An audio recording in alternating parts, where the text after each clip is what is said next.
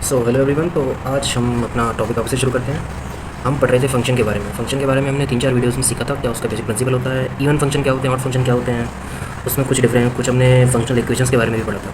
तो आज का हमारा जो टॉपिक होने वाला है वो होने वाला है, हम कुछ अलजेब्रिक फंक्शन के बारे में पढ़ने वाले हैं कि अलजेब्रिक फंक्शन क्या क्या होते हैं। जैसे तो हम पढ़ेंगे आज अलजेब्रिक फंक्शन के बारे में। ठीक है, सबसे पहला अलजेब्रिक फंक्शन जो होता है हमारा वो होता है हमारा कोई भी कांस्टेंट फंक्शन जो होता है। फॉर एग्जांपल मेरे पास फंक्शन है y equals to F x और इसकी वैल्यू को c के इक्वल है। तो ये जो फंक्शन होता है ये हमेशा क्या होता है, एक कांस्टेंट के इक्वल होता है। आप यहाँ पर x की कोई भी वैल्यू पुट कर सकते हो और y की कोई भी वैल्यू आपको मिल सकती है। वे कोई वैल्यू नहीं मिल सकती, y की कांस्टेंट वैल्यू आपको मिलेगी x की हर वैल्यू पर। तो इसका अगर मैं डोमेन लिखना चाहूँ तो इसका जो डोमेन होगा क्या होगा, वो होगा सारे रियल नंबर का सेट। और इसका जो मेरा रेंज होगा वो क्या होगा, वो होगा हमारा क्या c, क्योंकि ये क्या है, कांस्टेंट फंक्शन है। x की हर रियल वैल्यू के लिए इस फंक्शन की केवल एक सिंगल वैल्यू होगी, इसलिए क्या बोलेंगे उसको हम कांस्टेंट फंक्शन बोलेंगे। इसे ग्राफ की अगर मैं बात करूँ तो ग्राफ कैसा बनेगा, इसका ग्राफ इस तरह का बनेगा, एक्स एक्सिस वाई एक्सिस, ये इसका ग्राफ बनेगा। यहाँ पे क्या है इसकी वैल्यू y इक्वल्स टू सी। तो ये पॉइंट हमेशा क्या रहेगा, c 0,c, 0 पे भी सी आएगा और x की हर वैल्यू पे इसकी वैल्यू क्या रहेगी, c रहेगी। हर वैल्यू पे इसकी वैल्यू क्या रहेगी, c रहेगी। तो ये क्या है, कांस्टेंट फंक्शन है। इसके बाद अगला जो फंक्शन आता है हमारा वो होता है अपना आइडेंटिटी फंक्शन। ये फंक्शन क्या होता है, जैसे फॉर एग्जांपल फंक्शन दिया y equals to F x equals to x. तो ये फंक्शन क्या दिखा रहा है, ये फंक्शन दिखा रहा है कि x की आप जो वैल्यू बुक करेंगे y की भी आपको सेम वैल्यू मिलेगी। यानी फंक्शन क्या करेगा, उसी वैल्यू को वापस रिपीट करेगा। यानी x अगर मैंने 1 रखा तो फंक्शन की वैल्यू भी 1 आएगी, x मैंने अगर 2 रखा तो फंक्शन की वैल्यू भी 2 आएगी। इसलिए क्या ये आइडेंटिटी फंक्शन है। It's the mirror image. जैसे हम अपनी मिरर इमेज कैसे दिखती है, हमको मिरर में हमारी सेम दिखती है, ऐसे ही जो इनपुट दोगे, इनपुट जो है यहाँ पे आउटपुट के इक्वल होगा। तो इसलिए क्या है, ये आइडेंटिटी फंक्शन है। इसके अगर डोमेन की बात करो तो वो क्या होगा, इसका डोमेन भी एक रियल नंबर्स का सेट होता है और इसकी जो रेंज होती है वो भी क्या होगी, वो भी एक रियल नंबर्स का सेट ही होगी, क्योंकि हर आर के लिए आपको एक सेम आर की वैल्यू मिलती है। इसका ग्राफ कैसे मिलेगा, आप सब जानते हो y इक्वल्स टू एक्स का जो ग्राफ होता है वो एक स्ट्रेट लाइन होता है। तो यहाँ से क्या बनाती है, 45 डिग्री की एंगल बनाती है। तो y इक्वल्स टू एक्स ये लाइन हो गई, ये एक्स एक्सिस, ये वाई एक्सिस। अब अगला जो फंक्शन आने वाला है वो है हमारा क्या, अगला जो फंक्शन है हमारा वो है आपका स्क्वायर फंक्शन। स्क्वायर फंक्शन अपने आप में क्या है, ये भी एक अलजेब्रिक फंक्शन है। इसको स्क्वायर फंक्शन भी बोलते हैं, हम इसको क्वाड्रेटिक भी बोल सकते हैं। क्वाड्रेटिक फंक्शन यानी कि जिसमें जो वेरिएबल की जो मैक्सिमम पावर क्या होती है, 2 के इक्वल होती है। जैसे y equals to F x equals to हमारा एक्स स्क्वायर फंक्शन है। तो यहाँ पे क्या होगा, इसके अगर मैं ग्राफ की बात करूँ तो ये कैसा होगा, कुछ ये ग्राफ हमारा कुछ इस तरह से होता है। यहाँ पर 0,0 को टच करता है, फिर एक लाइन इधर, एक लाइन इधर। इसका डोमेन क्या है आपका, देख के बता सकते हैं। एक्स की सारी पॉजिटिव वैल्यू भी ले रहा है, एक्स की सारी नेगेटिव वैल्यू भी ले रहा है, तो क्या है, ये रियल नंबर्स का सेट हो जाएगा। और इसका जो रेंज होती है वो क्या होगी, फिर इसकी जो रेंज होती है वो क्या होगी, 0 टू इनफाइनाइट। क्या होगी, 0 टू इनफाइनाइट, क्योंकि ये एक्सिस के नीचे नहीं जा रहा, तो y की नेगेटिव वैल्यूज़ को ये नहीं लेगा, तो केवल पॉजिटिव वैल्यूज लेगा। तो 0 टू इनफाइनाइट, कहाँ तक, 0 टू इनफाइनाइट तक इसकी वैल्यू रहती है। तो इसका क्या होगी, इसकी रेंज हो जाएगी। फोर्थ नंबर का आता है हमारा क्या, क्यूबिक। क्यूबिक कैसे, जैसे y equals to F x equals to X दे रखा है। इसका ग्राफ की बात करें तो ये कैसा होता है, इसका ग्राफ कुछ बनता है आपका इस y equal to x cube. इसका डोमेन निकालोगे तो क्या दिख रहा है आपको, इसमें x की पॉजिटिव वैल्यू भी ली है, नेगेटिव वैल्यूज़ भी ली हैं। तो इसका भी डोमेन क्या आएगा, रियल नंबर्स का सेट। ठीक है, और इसकी रेंज क्या होगी आपकी, ये भी आपका रियल नंबर्स का सेट होगा, क्योंकि y की पॉजिटिव वैल्यू भी ली है, y की नेगेटिव वैल्यूज़ भी ली हैं। तो ये भी क्या है, ये क्यूबिक फंक्शन हो गया। ठीक है, अब अगला जो फंक्शन हम पढ़ने वाले वो क्या है, हमने सबसे पहले पढ़े थे क्या, अलजेब्रिक। अलजेब्रिक में अपने 4 पढ़े थे, constant, identity, square and cubic. अब हम पढ़ेंगे सेकंड नंबर पे हमारा आता है क्या, रेशनल। क्या आता है, रेशनल फंक्शन। रेशनल फंक्शन में क्या बोलेंगे, रेशनल फंक्शन एक ऐसा फंक्शन होता है जिसको हम दो फंक्शन के रेशियो के फॉर्म में लिख सकते हैं। जैसे मेरे पास एक फंक्शन है पी एक्स, एक फंक्शन है मेरे पास क्यू एक्स, तो इसको मैं P x upon Q x के फॉर्म में लिख सकता हूँ। जहाँ पे क्या है, पी एक्स और क्यू एक्स क्या है, ये दोनों एक अलजेब्रिक फंक्शन है। फॉर एग्जाम्पल मैं कुछ और एग्जाम्पल अगर दूँगा, जैसे ये मेरा फंक्शन हो गया x square plus 3x plus 9 divided by x square plus 4। तो ये क्या है, ये एक रेशनल फंक्शन है। फॉर एग्जाम्पल 1/x स्क्वायर, ये भी क्या है, एक रेशनल फंक्शन है। इसके अगर मैं डोमेन की बात करूँ तो वो क्या होगा, इसके अगर मैं डोमेन की बात करूँ तो वो क्या होगा, होगा आपका आर में से माइनस कर देंगे क्या, क्यू एक्स की उन वैल्यू को माइनस करेंगे जहाँ पे वो 0 हो रहा है, जहाँ पे वो 0 हो रहा है। तो जहाँ पे क्यू 0 नहीं होगा तो ये इसका क्या हो जाएगा, डोमेन हो जाएगा। ठीक है, क्योंकि आर अगर आपका क्यू एक्स अगर आपका 0 हो गया तो फंक्शन डिफाइन नहीं होगा। तो इसका जो रेंज, जिसका जो डोमेन होगा वो क्या होगा, उसमें से हम ये वाली वैल्यू को माइनस कर देंगे, क्योंकि इस वाली वैल्यू फंक्शन आपका डिफाइन नहीं होता है। तो जैसे अब हम पढ़ेंगे कुछ इरेशनल फंक्शन के बारे में।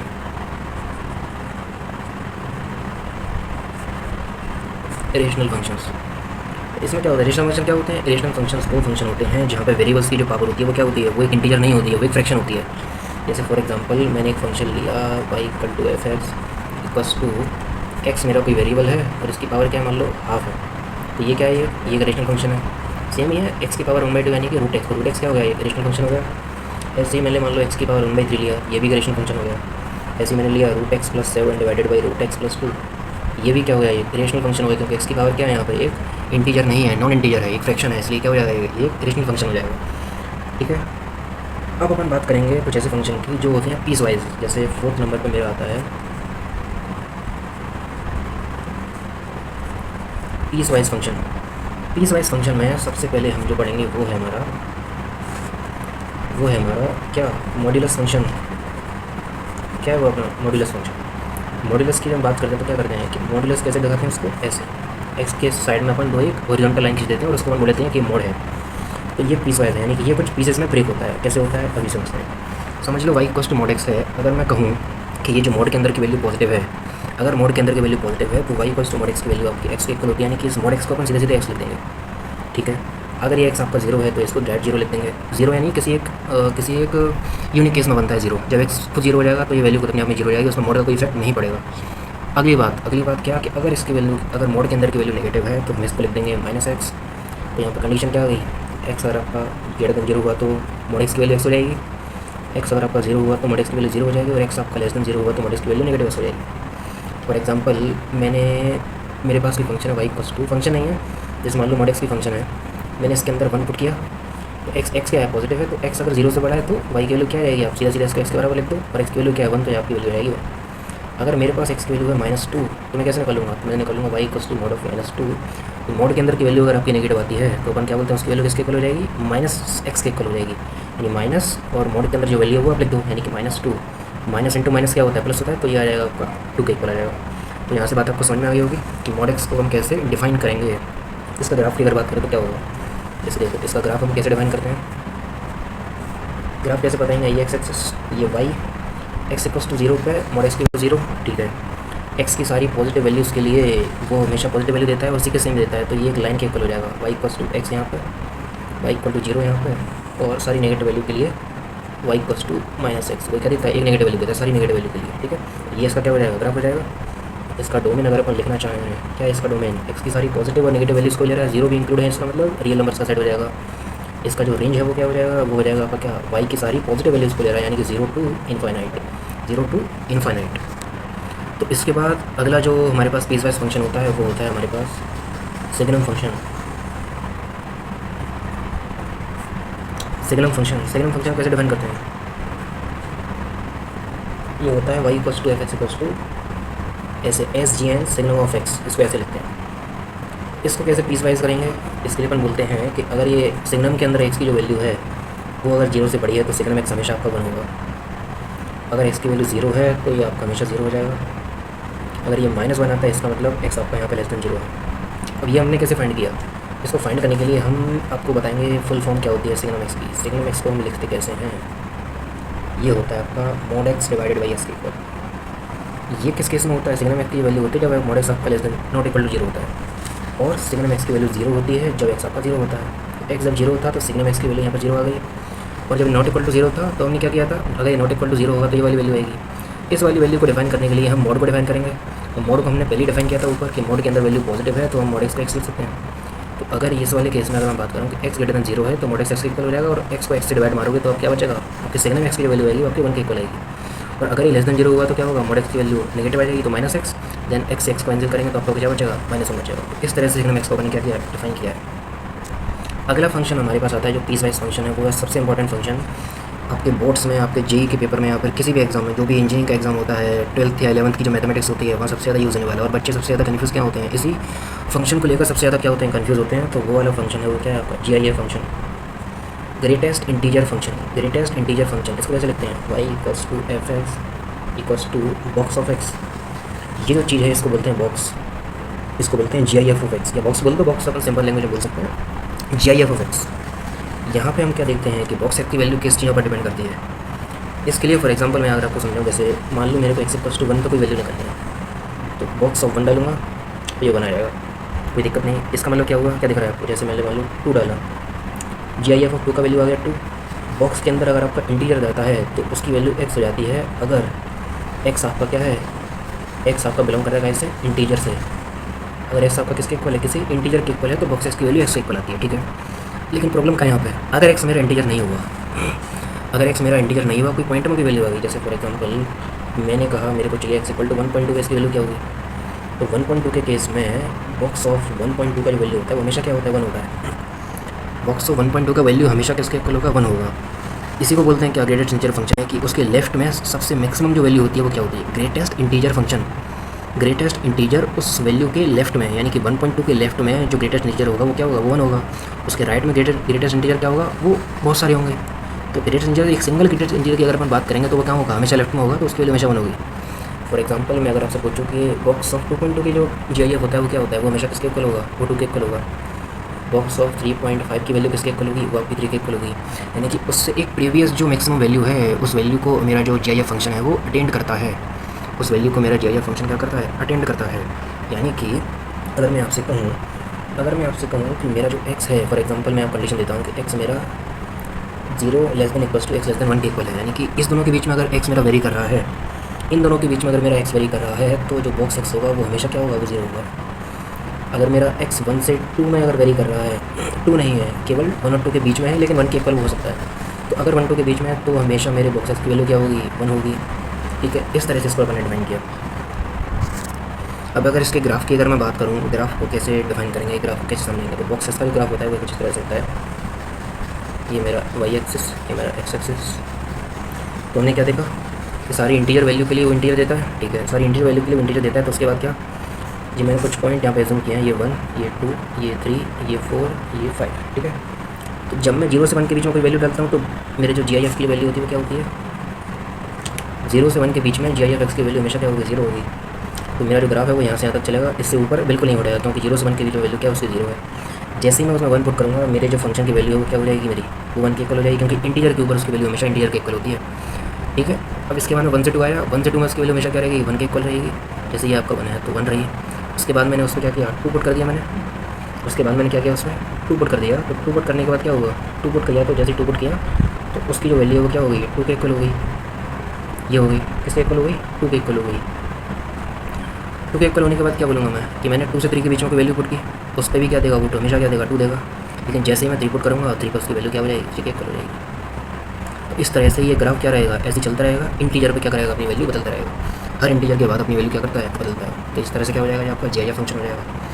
अब अपन पढ़ेंगे GIF फंक्शन की कुछ प्रॉपर्टीज़ के बारे में। जैसे ये भी मैं बेसिक कॉन्सेप्ट आपको बता रहा हूँ, इसके बाद जब अपन क्वेश्चंस करेंगे तो हमको और अच्छे से समझ में आएगा।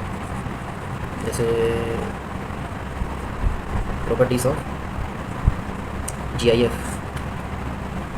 की प्रॉपर्टीज़ होती हैं वो क्या क्या होती हैं। जैसे पहली प्रॉपर्टी होती है कि x - 1 less than box x less than equals to x।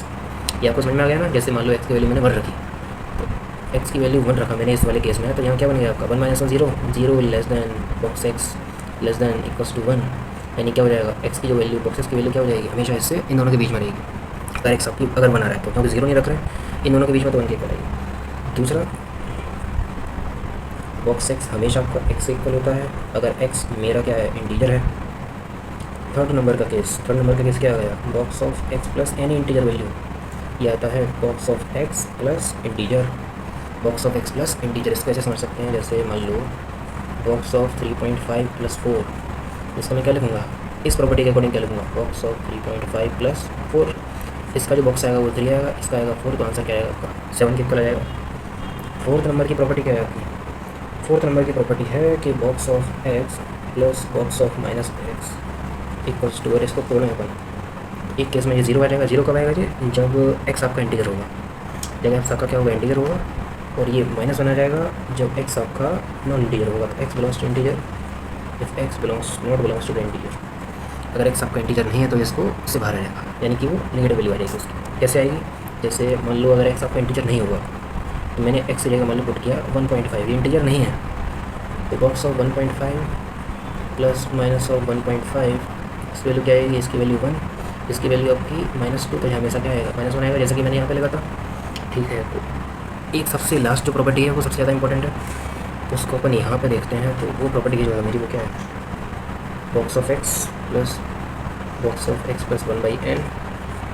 Box of x plus 2/n dash dash dash dash क्या आता है अपना box of x plus n-1/n।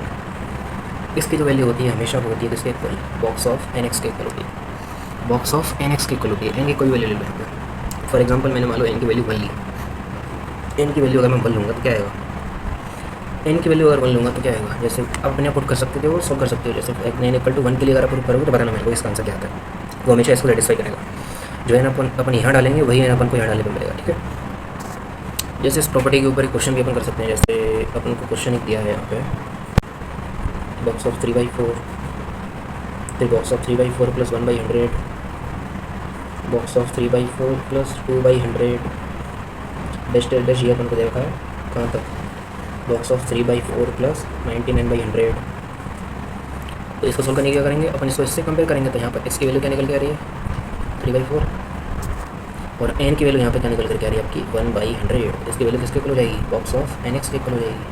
यहाँ से n कितना आएगा 1/100 इंटू एक्स का वैल्यू 1/100 नहीं, n का वैल्यू यहाँ पर सॉरी गलती हुई, n का वैल्यू यहाँ पर 100 है, 1 2 3 n होता है, वो क्या होता है ये डिनोमिनेटर होता है, ठीक है। तो ये आपका बन जाएगा आपका 100 इंटू 3/4, ये आएगा आपका 75 का बॉक्स, इंटीजर का बॉक्स हमेशा किसके इक्वल होता है, उसी इंटीजर के इक्वल होता है। तो ये हमारे यहाँ इसके इक्वल हो जाएगा। चलिए एक क्वेश्चन अपन और करते हैं। अभी एक क्वेश्चन है मेरे पास, वो है f(x = cos πx plus cos πx। ये πx इस बॉक्स के अंदर है और यहाँ पे जो पाई है वो इस बॉक्स के अंदर है, ठीक है। आपको फाइंड करना है f of π/2 की वैल्यू क्या होनी चाहिए, ठीक है। तो कैसे फाइंड करेंगे, तो इसको फाइंड करने के लिए क्या करेंगे अपन, डैश की जगह क्या पुट कर देंगे, यहाँ पे π/2 पुट कर देंगे। तो f(x) क्या आएगा आपका cos of π, ये आपका π/2 cos π इंटू π/2। अब यहाँ पे बॉक्स ऑफ पाई की वैल्यू कैसे निकालेंगे, अपन जानते हैं पाई कितना होता है 3.14 डैश डैश। तो बॉक्स ऑफ पाई कितना हो जाएगा, उसके लेफ्ट में ग्रेटेस्ट इंटीजर, तो वो क्या हो जाएगा यहाँ पे 3। तो बॉक्स ऑफ पाई की वैल्यू कितनी हो जाएगी 3।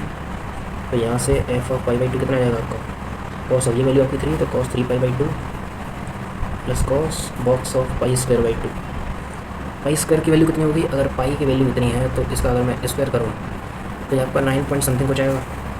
तो अगर ये आपका 9 पॉइंट समथिंग कुछ आएगा, तो 9 पॉइंट समथिंग कुछ अगर वैल्यू है उसमें अगर मैं 2 से डिवाइड करूँ तो ये वैल्यू कितनी आएगी आपकी 4 से बढ़ी आएगी।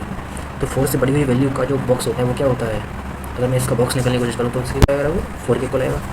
तो यहाँ से मैं इसको क्या लिखूँगा, ये जो वैल्यू हो जाएगी आपकी cos 4 और ये आपका cos 3π/2, ये अपन जानते कितना होता है, 0 होता है। ये कितना होता है, 0 होता है। तो यहाँ पर यह π/2 की वैल्यू आ जाएगी आपकी cos 4 के इक्वल, ठीक है। तो ये अपना क्या हो जाएगा, यहाँ से आंसर हो जाएगा। चलिए तो इसी के साथ हम अपनी वीडियो को एंड करते हैं। तो अगली वीडियो में हम कुछ क्वेश्चंस करेंगे और अपन ऐसे क्वेश्चन करेंगे जिसमें हम फाइंड करने की कोशिश करेंगे कि अपन को किसी फंक्शन का डोमेन कैसे निकालना है, डोमेन कैसे निकालते हैं। बहुत ज़्यादा इंपॉर्टेंट कॉन्सेप्ट होता है ये हर क्लास के लिए, जी के लिए हो या फिर बोर्ड एग्जाम के लिए हो, CBSE में भी आते हैं ये सारे क्वेश्चन। तो थोड़ा हम रिकैप कर लेते हैं कि आज हमने क्या क्या पढ़ा। तो सबसे पहले अगर मैं बताऊँ आपको, सबसे पहले हमने पढ़ा आज अलजेब्रिक फंक्शन, उसके बाद अपने पढ़ा अलजेब्रिक में हमने कांस्टेंट, आइडेंटिटी, स्क्वायर, क्यूबिक, ये सारे फंक्शन पढ़े। उसके बाद अपने पढ़ा रेशनल फंक्शन। रेशनल में अपने क्या बोला कि x अपन किसकी फॉर्म में होता है, उसके कुछ एग्जांपल भी अपने दिए। सारे अपने ग्राफ पढ़े हैं। इसके बाद पढ़ा अपन रोटेशनल लाइन, रेशनल जहाँ पे x की पावर एक फ्रैक्शन होती है उसमें, ठीक है। उसके बाद पढ़े अपने पीस वाइज। तो पीस वाइज के अंदर अपने पढ़ा मॉड्यूलस पढ़ा, मॉड्यूलस के बाद पढ़ा सिग्नम। स्क्रीनशॉट ले तो ये सकते हो आप, बाकी मैं बचाऊँ तो मैं तो बोलूँगा कि आप नोट्स ही बनाया करो साथ ही साथ। और अगर कुछ आपको समझ में नहीं है तो आप प्लीज़ कमेंट कीजिए करिए, वीडियो को लाइक किया करिए, सब्सक्राइब करिए मेरे चैनल को प्लीज़। सिग्नम या अगला आपका GIF के बाद अपने पढ़ा था क्या, उसके बाद पढ़ा अपने क्या GIF की कुछ प्रॉपर्टीज़ अपने पढ़ी थी। प्रॉपर्टीज़ पढ़ने के बाद अपने उसका ग्राफ भी समझा और यहाँ पर अपने कुछ 1-2 क्वेश्चन भी किए थे कैसे GIF से रिलेटेड। तो अगली क्लास में अपन और भी सारे क्वेश्चन करेंगे और आपको जो टॉपिक पढ़ना है आप उस पर कमेंट कीजिए। आपको केमिस्ट्री एंड मैथमेटिक्स में जो भी टॉपिक आप पढ़ना चाहते हो वो आप कमेंट कीजिए, मैं आपसे पक्का वीडियो लेकर के आऊँगा। तो इसी के साथ वीडियो को एंड करते हैं। तो प्लीज़ वीडियोज़ को लाइक कीजिए, शेयर कीजिए, हमारे चैनल को प्लीज़ सब्सक्राइब कीजिए। Thank you.